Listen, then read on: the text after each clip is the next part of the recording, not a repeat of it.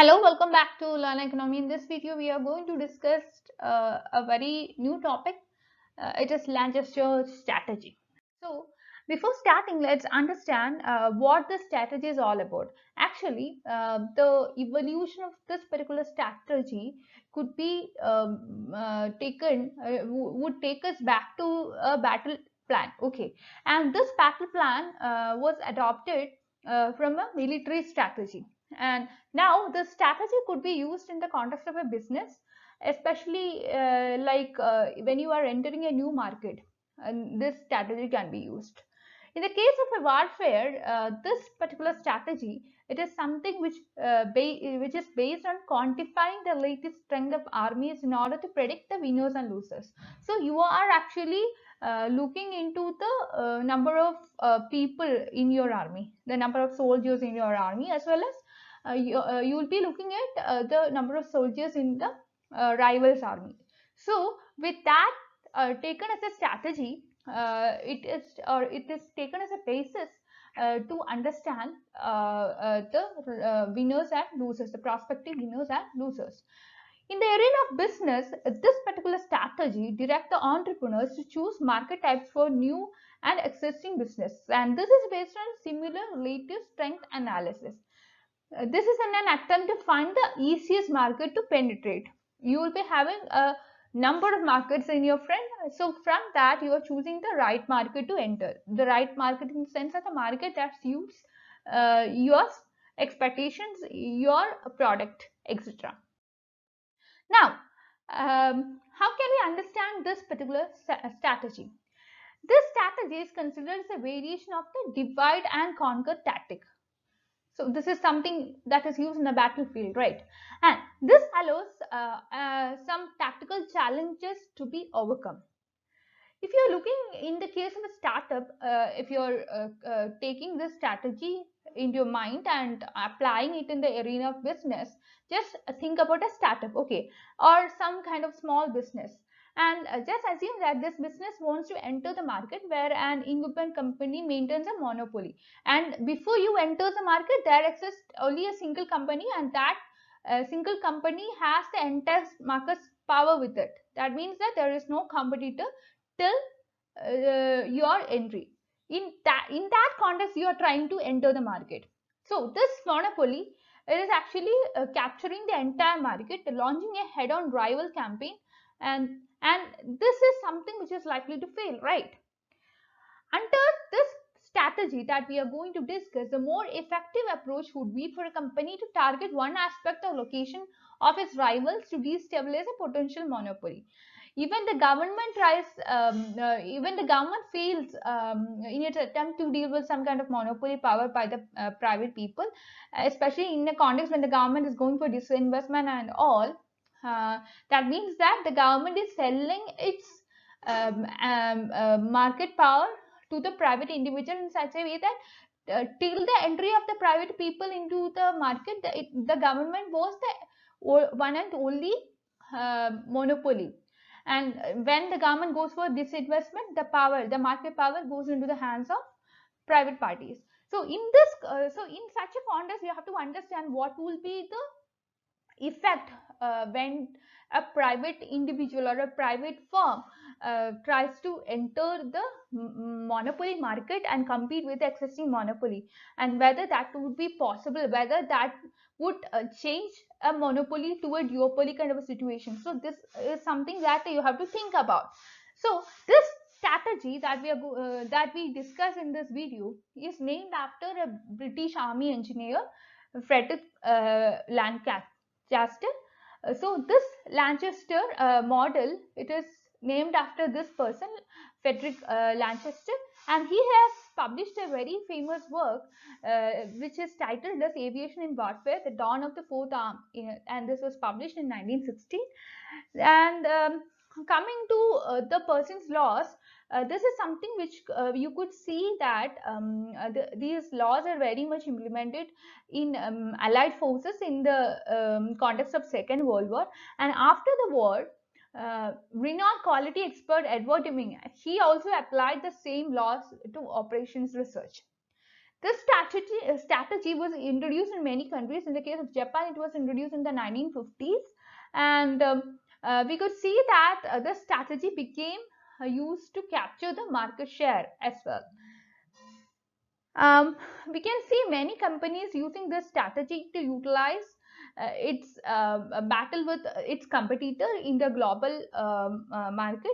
So one of the examples is given here. Canon, it is trying to compete with its uh, competitor in a market of Xerox photocopier market in the 1970s and 80s.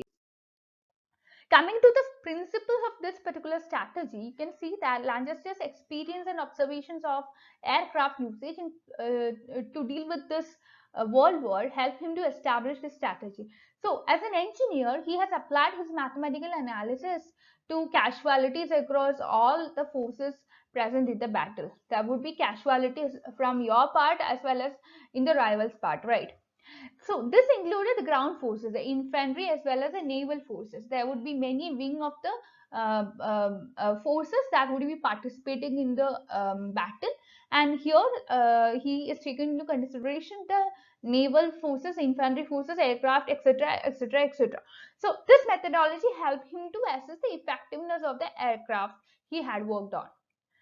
One of the observations that he made was that if a military force outnumbers its opposition, that means that if the military force is, if your part you have soldiers, the number of soldiers is more than your opposition, that means that its effective firepower was equivalent to the square of the total number of the units in the larger force. Okay, if you put it in other words, you can see that the combined arms of an army with a 3-to-1 number advantage would effectively have some kind of like nine times the relative firepower of the smaller enemy. So it is the number that matters, whether you have more number of soldiers in your side or whether your rival has more number of soldiers in their side.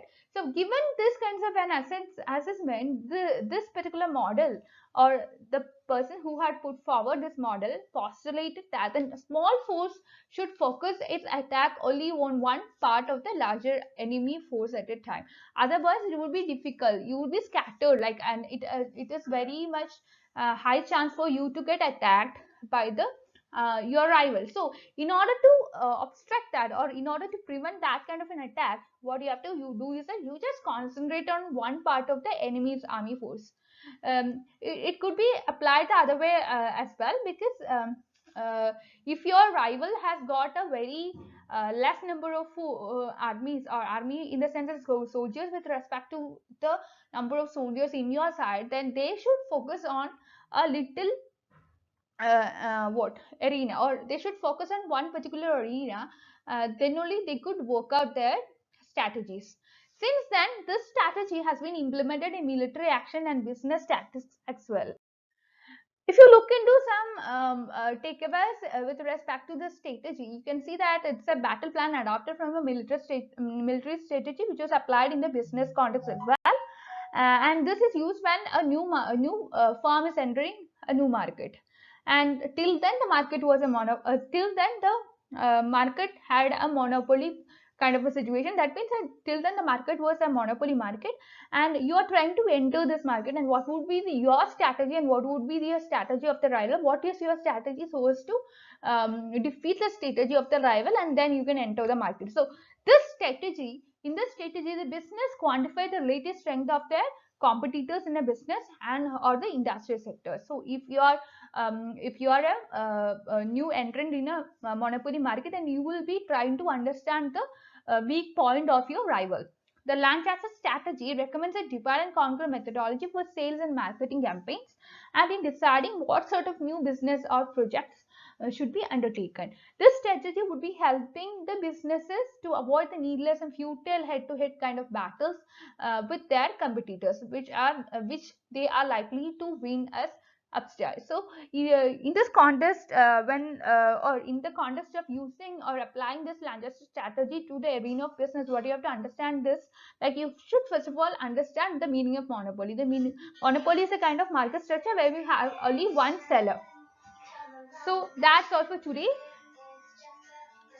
We are going to end today's video with this. Please like, share and subscribe to this channel for more videos, and please be a part of my Telegram group and Telegram channel to discuss your doubts. That's all for today. I'll be providing the links of both my Telegram group and Telegram channel in the description box. So that's it. You can be a part of the same.